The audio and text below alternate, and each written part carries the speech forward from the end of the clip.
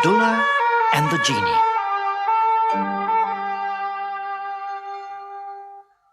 Where the golden sands of Arabia touch the deep blue sea, there once lived a poor fisherman called Abdulla. Every day he would stand on the beach for hours and hours, casting his net into the water.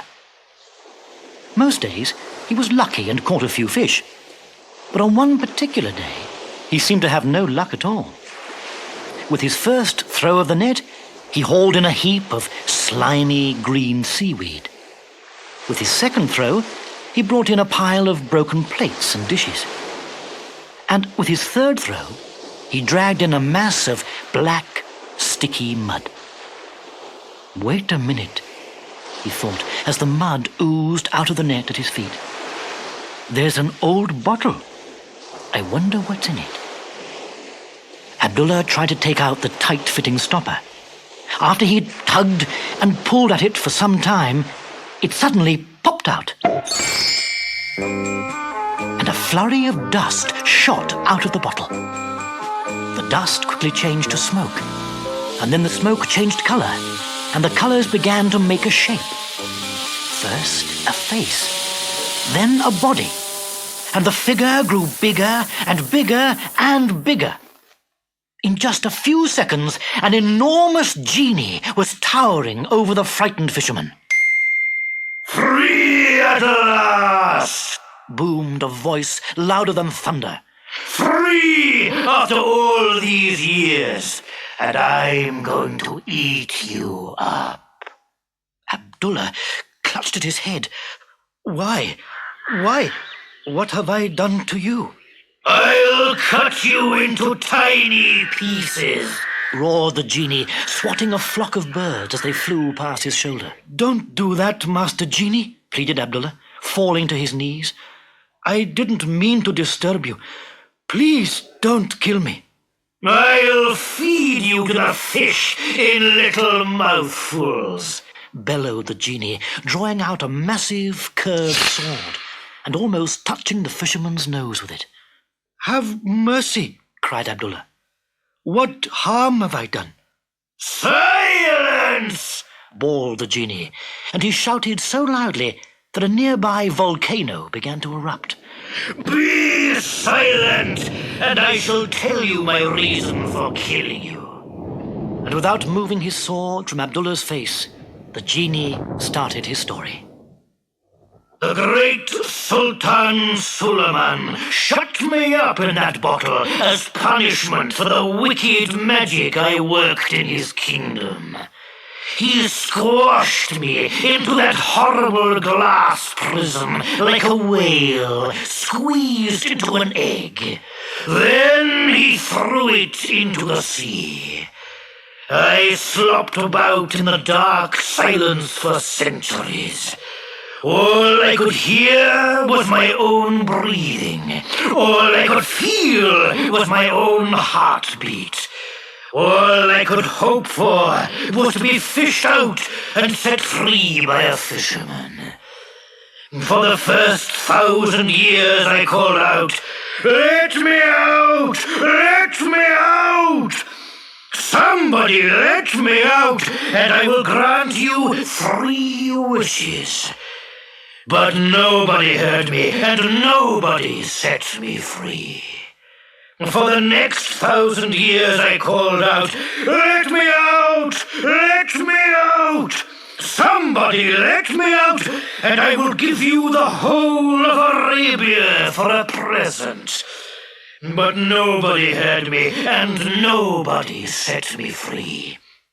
For the next 1,000 years I kept quiet and thought to myself, 'If ever I get out of this terrible bottle, I shall kill the first man I see, and every man I see after him.'"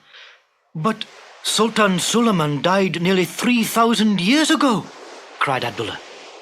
"Exactly," snapped the genie. "Is it any wonder that I'm in such a bad temper?" And he gave a great shriek, and the water boiled round his ankles. He lifted his great sword, and it flashed in the sun and cut a cloud to ribbons overhead. Then he peered down to enjoy for one last time the look of terror on the little fisherman's face. But instead of looking scared, Abdulla was standing with his hands on his hips, his head to one side, and a broad grin on his face. Now, Genie," he said calmly, "stop pulling my leg and tell me where you really came from." The ground shook as the Genie took a deep breath. "What?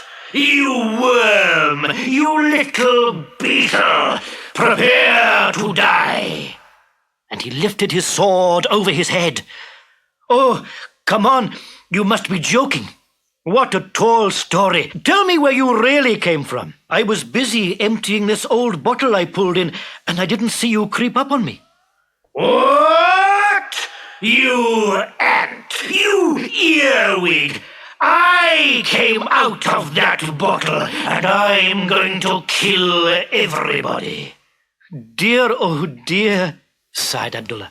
"Didn't your mother ever warn you not to tell lies, especially big ones? I can see the size of that bottle, and I can see the size of you. You no more came out of that bottle than I did." And Abdulla made a great show of trying to get his foot down the bottle's narrow neck. "You cockroach! You! The Genie's bottom lip began to tremble. "I did come out of that bottle! I did!" "Pah!"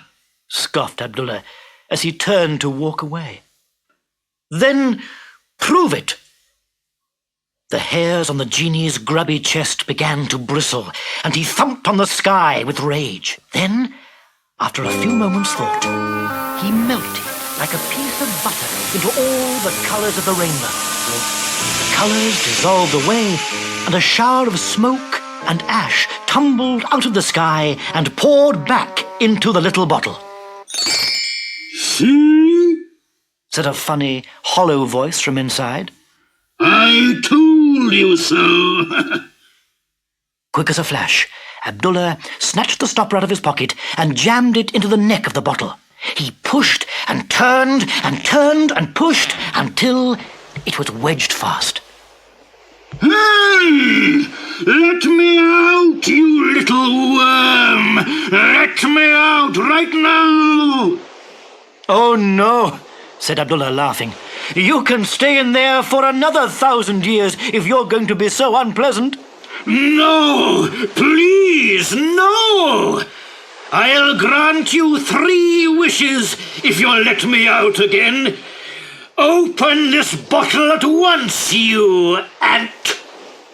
Abdulla leaned back and with all his strength threw the bottle as far as he could out to sea. "I'll give you all Arabia!" shrieked the Genie as the bottle flew through the air. Then the bottle fell plop back into the water, and no sound could be heard except for the waves breaking gently on the shore. Later that day, Abdulla returned to the beach and put up a notice. It read, "Beware of the Genie in the bottle. No fishing." Then he rolled up his net and moved to a new stretch of the beach.